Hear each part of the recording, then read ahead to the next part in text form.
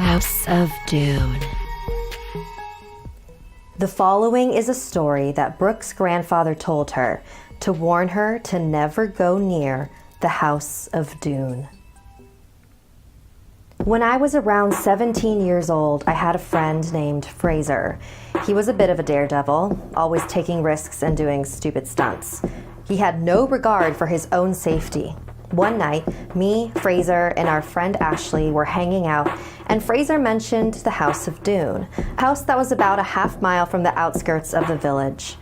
Generally, our town wasn't that superstitious, but there was something about that place that scared all the locals. So, obviously, we all fell silent and then tried to steer clear of the subject. But this really annoyed Fraser. "I wish people would stop acting like the house is so dangerous," he said. The thing was, none of us had actually ever gone near the house. Everything we knew about it was from the stories our parents told us. We didn't know why we had to avoid it. We just knew that we should. And Fraser wasn't the type of guy to follow the rules. "Let's put an end to this stupid superstition and spend the night there, together, right now." Me and Ashley shared a worried glance, but Fraser was very insistent. So, without any real intention of spending the night, we decided to follow Fraser to the house. We thought we could maybe talk him out of it.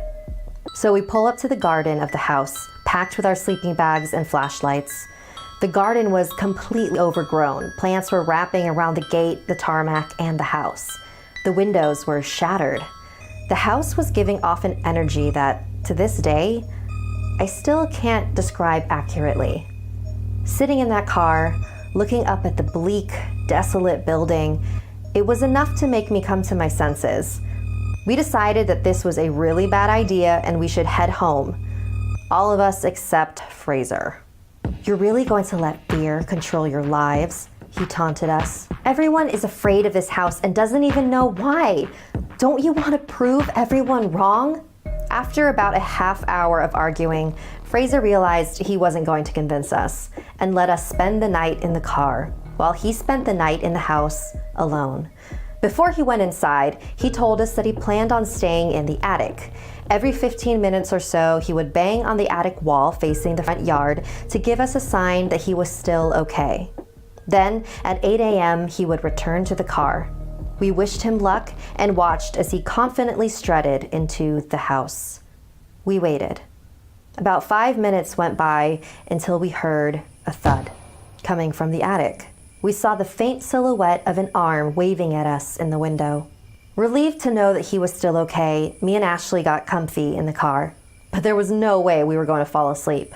And just like Fraser promised, every 15 minutes or so, we'd hear the reassuring thud.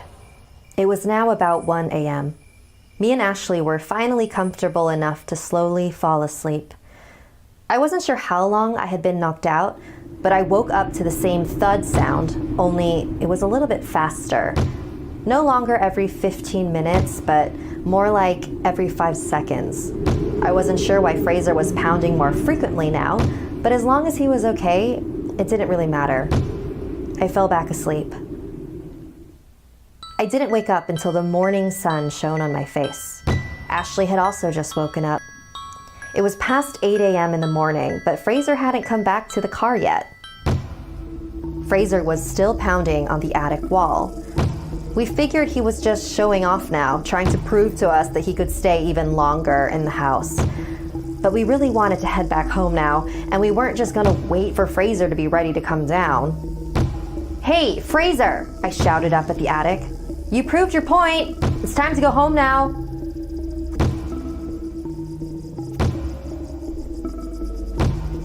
Ashley and I had no choice but to go get him ourselves. Although the house was still fairly creepy in the morning, we felt a little braver, knowing that Fraser made it through the night. So we entered the house. There were footprints in the dusty floor that showed us Fraser's path. We followed it up the deteriorating staircase and to the attic, the thuds getting louder and louder as we got closer and closer. We opened the door. There is Fraser, hanging from the ceiling, his body swinging back and forth